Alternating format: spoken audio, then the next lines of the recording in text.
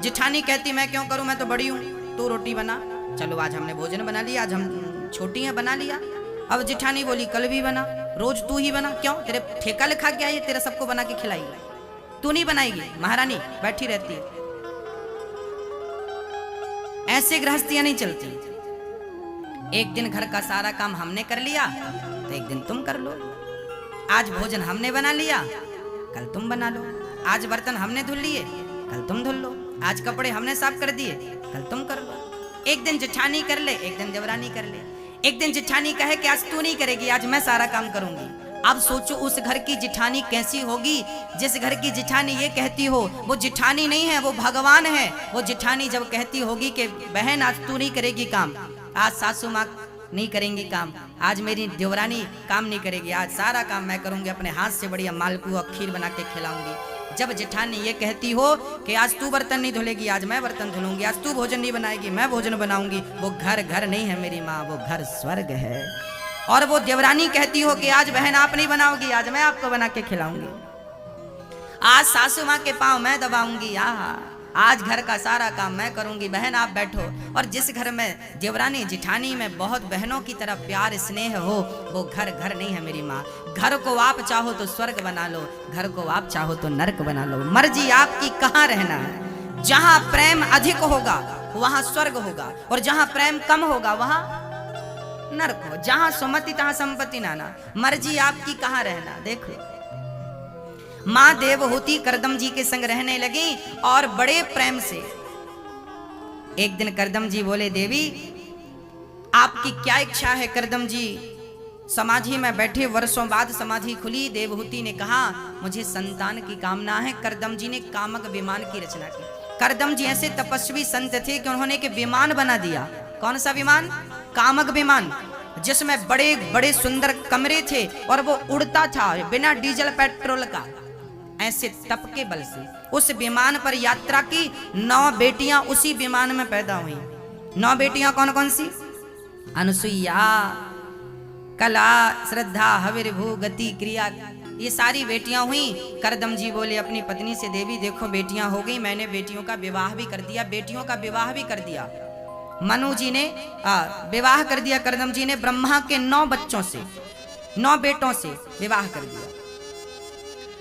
कला का मरीचि से, अनुसुईया का अत्रि से, श्रद्धा का अंगिरा से, हविर्भू का पुलस्त से, गति का पुलह से, क्रिया का विवाह क्रतु से, ख्याति का विवाह भृगु से और अरुंधति का विवाह श्री वशिष्ठ जी से किया। ये 9 बेटियों का विवाह। करदम जी ने अपनी पत्नी के सामने हाथ जोड़े, देवी बेटियों का विवाह हो गया, अब आज्ञा दो हम जाएं। देवहूति ने कहा कहाँ जाएं? बोले अब जाएं भजन करें भगवान का। अब हो गई गृहस्थी पूरी। गृहस्थी के सारे कर्तव्य हमने निभा दिए। देवहूति ने कहा कि अभी आपने एक कर्तव्य नहीं निभाया। आपने वादा किया था मैं आपको पुत्र दूंगा, अभी पुत्र तो दिया नहीं।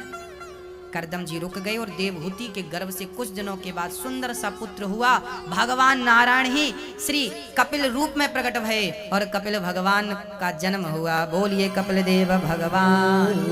कपिल देव जी के जन्म होते ही करदम जी ने हाथ जोड़ लिए, देवी अब मुझे आज्ञा दो, मैं जाऊं।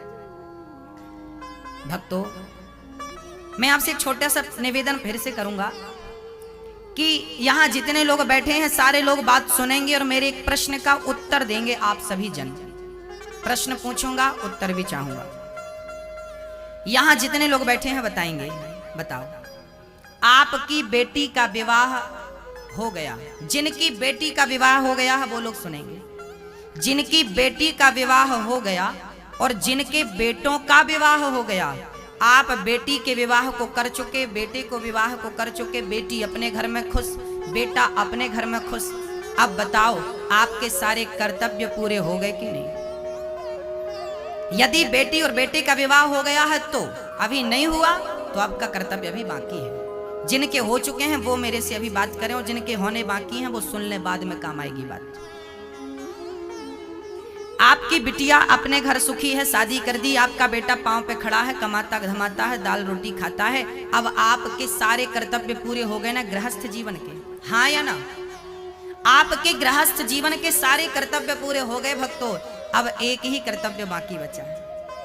अब एक और फर्ज आपका बचा एक और कर्म आपका बचा, वो है भगवान की प्राप्ति। ईश्वर को प्राप्त करना भी आपका ही कर्तव्य है। यदि बेटे का घर बसाना आपका कर्तव्य था, तो ईश्वर की प्राप्ति भी इस मानव की कर्तव्य निष्ठा है, ये भी कर्तव्य है। पर आप ना बेटे का विवाह करने के बाद फिर नाती के विवाह की तैयारियां करने लगते। क्यों भाई? आपका बेटा अपने बेटे की चिंता करे, तुम क्यों कर रहे हो भाई?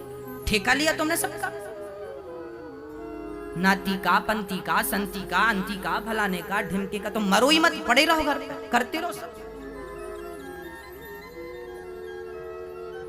आपका बस चले तो मरे ही ना, वो तो व्यवस्था ईश्वर की तरफ से है कि मरना पड़ेगा, नहीं कोई मरते ही नहीं।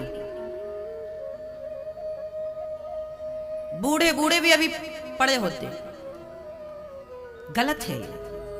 बेटा बेटी सुखी हैं, आप अपना मन भगवान में लगाओ। 1 महीना बद्रीनाथ में गुजारो, 1 महीना द्वारिकाधीश में गुजारो, 1 महीना जगन्नाथ जी का बढ़िया भात खाओ, बिहारी जी का दर्शन करो। 1 महीने तीर्थ यात्रा में रहो, बिहारी जी का, भगवान जी का दर्शन करो। इस प्रकार से जो समय 1-2 महीने का बचे तो घर आ जाओ, तो बहू बढ़िया बादाम का हलवा खिलाएगी। घर पे ही पड़ी रहोगी तो बासी रोटी भी नसीब नहीं होगी, बोझ बन जाओगी। हाँ, और हम तो निवेदन करते हैं आप लोगों से कि मरने के पहले घर छोड़ देना, घर पे तो मरने ही मत, है ना मैया? मरने के पहले घर छोड़ देना, घर पे मत मरना। घर वाले मरने नहीं देते, हिला हिला के पूछते हैं, भैया होके गए, होके गए, होके गए, पहचानो पहचानो पहचानो पहचानो। मरने भी नहीं देते शांति से। एक बार एक साहब मर रहे थे, लोग आए, भीड़ लगाए, और ऐसी भीड़ लगी लोग ऊपर गिर गए, बढ़ऊ पहले ही नहीं पट गए। तो ये लोग दुनिया वाले मरने भी नहीं देते। अच्छा, जब आप मरने लगेंगे ना, लोग बहुत रोएंगे, और जो बहुत रो रहे हैं इनको 13 दिन बाद देखना, ये रसगुल्ले मांगते दिखाई पड़ते। भाई एक और लाना। हाँ, ये रोने वाले बढ़िया रसगुल्ले खाते हैं 13 दिन, पूरे आंसुओं का हिसाब करते हैं। इतना रोए हैं साहब, इतने तो खाएंगे। इन लोगों का कुछ नहीं बिगड़ना। आप तो रसगुल्ला खा के चले जाओगे, बिगड़ेगा किसका? बिगड़ेगा उसका जो मर रहा था। यदि मरने वाला आपको देखते देखते मर गया तो उसका तो 84 का चक्कर ही बिगड़ गया। इसलिए मरते हुए व्यक्ति से मैं निवेदन करूंगा कि आप जंजाल में मत उलझना। जब आपके दादाजी, दादी जी, पिताजी जब मरने लगे तो गाय के गोबर से जमीन को, हम तो कहते हैं कि पहले समझदारी से घर से निकल जाना। बद्रीनाथ में मरना, वृंदावन में मरना, वो सबसे उत्तम है। और नहीं तो दूसरा, घर पे गाय के गोबर से लीप दिया जाए, बूढ़े को जमीन में लिटा दिया जाए, और उसके हाथ में तुलसी की माला दे दी जाए, सामने राम का चित्र रख दिया जाए। राम का दर्शन करते करते, राम का नाम जपते जपते प्राण निकलेंगे तो भगवान की प्राप्ति निश्चित होगी। अजामिल इसका सबूत है, भगवान का नाम लेके प्राण निकले तो अजामिल को ईश्वर प्राप्त हो गए। नाम की बड़ी महिमा।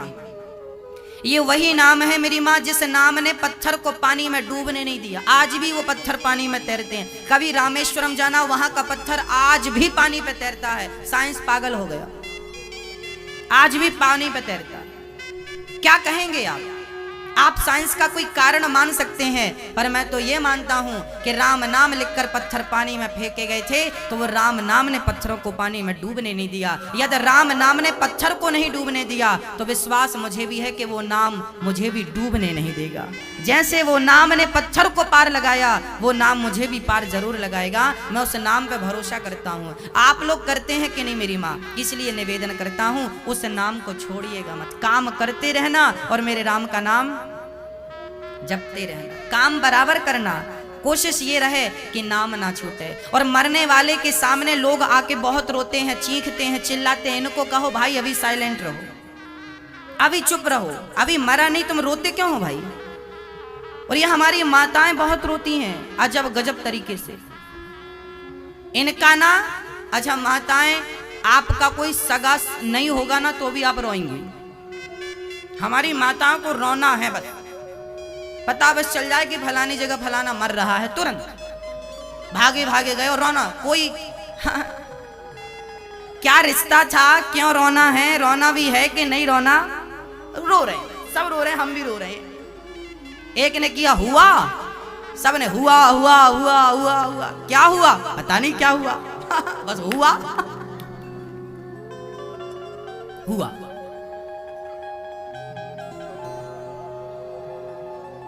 दूसरों के मरने में रोने वाली माँ हो, दूसरों के मरने में रोने वाली मेरी माँ, क्या भूल गई अपनी मृत्यु तुम भी तो मरोगी। दूसरों के मरने में क्यों रोती हो, क्यों रोते हो? अपनी मौत भी तो देखो, जैसे आज वो मरा है कल हम भी मर जाएंगे। रोने से क्या होगा? अपनी मृत्यु सुधार लो, अपनी गति सुधार लो, यही जीवन की सार्थकता है। रोने से कल्याण नहीं होगा। ये रोना धोना बंद करिए, ये जमाने को दिखाना बंद करिए। कई लोग इसलिए रोते हैं कि देख लो साहब हम इतना प्रेम करते थे। अच्छा कई लोग ना रोए ना तो भी समस्या है। लोग कहेंगे लो ये तो रो ही नहीं रहे, ये तो चाहती थी कम मरे। बड़ी समस्याएं भी तो हैं, कोई बात नहीं, आप परेशान मत होइए, आप मत रोइए। आप तो कीर्तन किया करिए, परंपराएं जो गलत हैं उन्हें बंद करिए। श्री देवहूति माँ ने कपिल भगवान से कहा कि निर्विणाम नितराम भूमन सदिन्द्रिय दर्शनात् येन संभाव्यमानेन प्रपन्नान्धं तमः। प्रभु देवहूति ने कहा कि प्रभु मैं अपनी इंद्रियों से ऊब गई हूं। हे प्रभु मैंने दुष्ट इंद्रियों से, इनकी विषय लालसा से ऊब गई हूं और आपकी शरण में हूं। मेरा अज्ञान दूर करो, मुझे मार्गदर्शन दीजिए। मां देवहूति ने कपिल भगवान से कहा कि हे प्रभु मैं इंद्रियों की इच्छाएं पूरी करते करते ऊब गई हूं, अर्थात बुढ़ापा आ गया, अभी तक इंद्रियों की इच्छाएं पूरी नहीं भई। अच्छा मैया आप लोग क्या कर रही हो, क्या कर रही हो? अपनी इच्छाओं की पूर्ति कर रही हो। इस संसार में हर स्त्री और हर पुरुष, हर व्यक्ति क्या करता है? बोलो, अपनी इच्छाओं की पूर्ति करता है। कैसे? स्त्री पुरुष से अपनी इच्छाओं को पूर्ति करती है तो पुरुष स्त्री से अपनी इच्छाओं की पूर्ति करता है। तो स्त्री को इच्छा जागती है कि मुझे बेटा हो, ये भी तो एक इच्छा है ना। वो बेटे को पाके अपनी इच्छा पूरी करती है। फिर इच्छा जागती है कि अब बेटे की बढ़िया सी जॉब लग जाए, ये इच्छा जाग गई, ये इच्छा पूरी करो।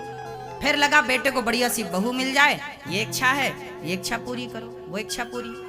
पूरी जिंदगी इच्छाएं पूरी करते करते करते करते करते करते आप खुद पूरे होने को आए। बताओ पूरे इंदौर में क्या एक व्यक्ति की भी इच्छाएं पूरी भई? क्या कोई अपने दिल में हाथ रख के ये कह सकता है कि हाँ मेरी सारी इच्छाएं पूरी हो? बताओ पूरे इंदौर में, पूरे मध्य प्रदेश में, अरे भारत की बात करो, चलो पूरे भारत में एक आदमी क्या ऐसा मिलेगा जो ये कह सके कि मेरी सारी इच्छाएं पूरी हो गई? बोलो मेरी माँ, मैया जी, हो गई इच्छाएं पूरी? पूरे विश्व में एक बंदा नहीं मिलेगा जो ये कह सके कि मेरी इच्छाएं पूरी हो गई। भक्तों कुछ ना कुछ तो रह ही जाता। हाँ, और इन्हीं की इच्छाएं पूरी करते करते आंख चाहती है देखते रहें, कान चाहते हैं सुनते रहें। कानों की इच्छाएं हैं सुनने की, आंख की इच्छाएं हैं देखने की, जिह्वा मुंह की इच्छाएं हैं बढ़िया बढ़िया खाने पीने की। पूरी जिंदगी इच्छाएं पूरी करते करते गुजर गई, इच्छाएं हैं कि पूरी नहीं हुई। अच्छा एक बात बताओ मेरी माँ, आपको 100 वर्ष और दे दिए जाएं तो क्या उन 100 वर्षों में आपकी इच्छाएं पूरी हो जाएंगी? इच्छाएं किसी की पूरी नहीं। रावण की इच्छाएं पूरी हो गई क्या? जिनकी लंका सोने की थी, रावण की भी इच्छाएं अभी शेष थी। इच्छाएं पूरी जीवन भर हमें नचाती हैं और हम इच्छाओं की पूर्ति के लिए नाचते हैं, पूरी जिंदगी नाचते हैं, फिर भी इच्छाएं पूरी नहीं। अच्छा आपने कितनी बार रसगुल्ले खाए होंगे, खाए कि नहीं? कितनी गुलाब जामुन खाई होंगी, क्या आज इच्छाएं पूरी हो गई आपकी? आपने कितनी बार दाल चावल सब्जी रोटी हलवा पूड़ी रसमलाई रसगुल्ला सब खाया, क्या आज तक इतना खाने के बाद क्या आपकी इच्छाएं पूरी हो गई? बोलो हाँ या ना। इतनी बार आप लोगों ने भोग भोगा होगा, इतने बार भोग भोगा होगा, बताइए क्या इच्छाएं पूरी हो गई? कि अब नहीं होंगी भोग की इच्छा, अब हमने खा लिया, अब नहीं होंगी खाने की इच्छाएं, सवेरे खाओगी तो शाम को फिर इच्छाएं हो जाएंगी। भोग आज भोगेंगे, कल फिर भोग की इच्छाएं खड़ी हो जाएंगी। क्या बताएं भक्तों, इन इच्छाओं ने हमें ठग लिया है, इन इच्छाओं ने हमें लूट लिया। किसे नहीं ठगा, एक का नाम बताओ। इन इच्छाओं ने सबको ठगा है। और आपको लगा कि ये दुनिया के लोग हमें परेशान कर रहे हैं, ना मेरी माँ, ये दुनिया के लोग परेशान नहीं करते, हमारी अनंत इच्छाएं हमें परेशान करती हैं। यदि जीवन में सुख चाहते हो तो अपनी इच्छाओं को समाप्त कर दो। चाह गई चिंता मिटी, मनवा वे परवाह, जिसको कछु ना चाहिए सो ही शहंशाह। आपने इतनी महंगी महंगी साड़ियां पहन ली, क्या इच्छाएं पूरी हो गई? इतना सोना आपके पास है, क्या संतोष हो गया? इतना सोना, जिस माँ के पास 1 तोला सोना होता है ना, उसकी इच्छा होती है 2-3 और होता। जिसको 5 तोला सोना है उसको लगता है 8-10 तोला और होता। जिसके पास 1 हार है उसको लगता है 2 और होते। जिसके पास 2 और है उसको लगता है बड़ा बाजूबंद और होता। अच्छा, इंदौर में जिनके पास सारा कुछ है, सोने से लदी है, उनसे पूछना क्या तुम्हारी इच्छा पूरी हो गई? उनकी नहीं भाई। कैसे इच्छा है? ये इच्छाओं की गुलामी करते करते आप कितनी बार मर गए हो। पुनरपि जननम पुनरपि मरणम पुनरपि जननी जठरे शयनम, भज गोविंदम गोविंदम भज मूढ़मते। मेरी माँ, मैं सच्चाई कह रहा हूं, ये मानव का देह, ये शरीर भोग भोगने नहीं मिला, बच्चे पैदा करने के लिए ईश्वर ने नहीं दिया, हलवा पूड़ी खाने के लिए भगवान ने मानव का तन नहीं दिया, नींद भर पांव पसार के सोने के लिए ईश्वर ने मानव का तन नहीं दिया, भगवत प्राप्ति के लिए मानव का तन दिया था। जाओ मुझे प्राप्त कर लो। और इस तन से उसे नहीं पाया तो इस तन को पाना व्यर्थ हो गया, बेकार बेकार चला गया। हाँ, मैं कह चुका हूं आपको कि 3 काम सब करते हैं, बच्चे पैदा करना, पेट भरना और नींद भर सोना। कौन कौन करता है? पशु पक्षी कुत्ता बिल्ली भी खाते हैं कि नहीं? पेट वो भी भर लेते हैं, आपने भी भर लिया। पशु पक्षी कुत्ता बिल्ली सोते हैं, वो सोते हैं, आप भी सोते हैं। पशु पक्षी कुत्ता बिल्ली बच्चे पैदा करते हैं, वो पैदा करते हैं, आप भी बच्चे पैदा करते हैं। ये 3 काम सब करते हैं, कॉमन है, ये सब करते हैं। चींटी भी करती है, पक्षी भी करता है, मछली भी करती है, सारे जीव सारे ये 3 काम करते हैं। और तीनों काम ही यदि करने आए हो तो किसी भी योनि से ये काम हो सकता है।